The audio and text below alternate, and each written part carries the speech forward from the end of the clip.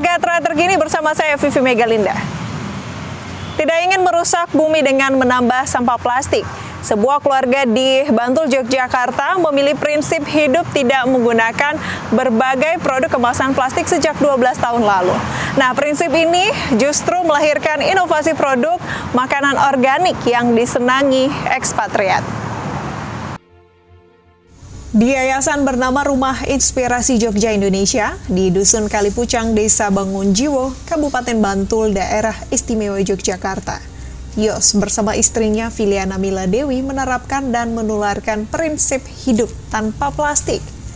Bagi Yos, keberadaan plastik kemasan pembungkus produk ini akan menambah beban bumi atas sampah plastik yang mengancam kehidupan. Terlebih lagi jika sampai dibakar, asap sampah plastik akan menghasilkan dioksida berbahaya bagi kehidupan.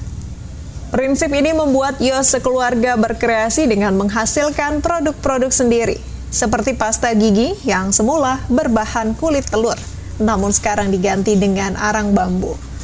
Pasta gigi dipilih karena sampah kemasan pembungkusnya tidak bisa digunakan lagi.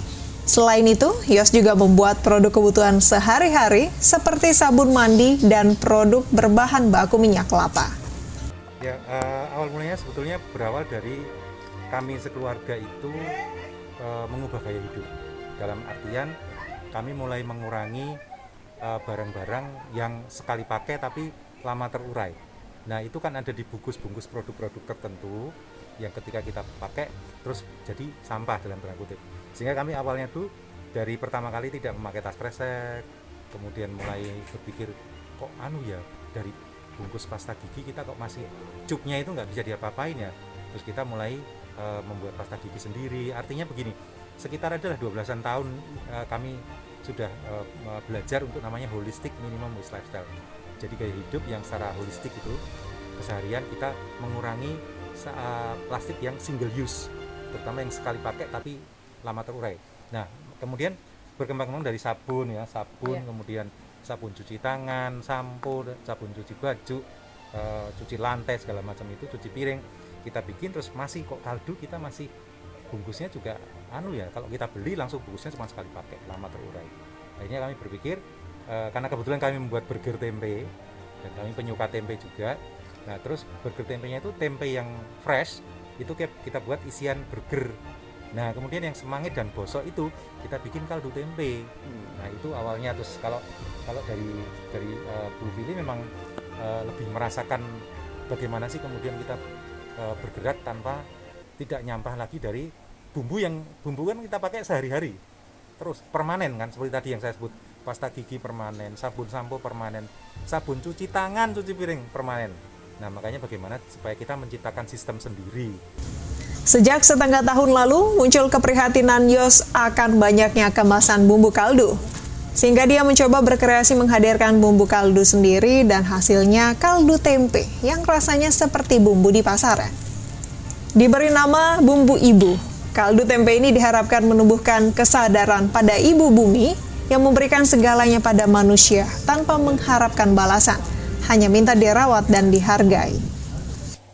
Saya kenal dengan Pak Yos itu udah lama, jadi saya percaya apa yang dia lakukan itu yang terbaik biasanya setelah research sendiri. Jadi waktu dia awal menginisiasi pembentukan kaldu tempe ini, saya kebetulan dimintakan untuk menjadi tester gitu. Dan waktu itu ya sudah 80% cocok di lidah saya. Cuman ada beberapa masukan dan sekarang beberapa kali lagi saya ambil, ternyata cukup mengena di lidah saya, dan tentunya inilah teman-teman juga pada intinya gitu. Ini menjadi bumbu di rumah, Pak, sampai hari ini. Ya, menjadi bumbu di rumah. Saya mau masak apapun tinggal dikasih sedikit magic bumbu ini. Baik itu sayuran ataupun ikan, olahan daging gitu kan, untuk menambah penguat rasa. Jadi bumbu apapun boleh silakan dimasukkan untuk penguat rasa biar makin sedap, ini kata orang Jawa. Penggunaan kaldu menurut Yos juga meminimalkan penggunaan garam yang berlebihan. Hal ini mengingat banyak sampah dibuang ke sungai, sedangkan air sungai mengalir ke laut sampai tempat produksi garam. Istri Yos, Filiana Mila Dewi, menceritakan bahwa seluruh bahan tempe yang digunakan sebagai kaldu adalah tempe yang sudah tidak laku dijual di pasar. 3 hari sekali ia berburu tempe di pasar dan membarternya dengan kaldu. Baik Yos maupun Dewi tidak khawatir kaldu tempe berbahan organik ini akan kalah pamor dengan produk kaldu yang dikembangkan perusahaan besar. Kehadiran kaldu ini membentuk sistem baru dalam mengurangi penggunaan plastik. Dari Bantul, Kukus Tiono Gatra TV melaporkan.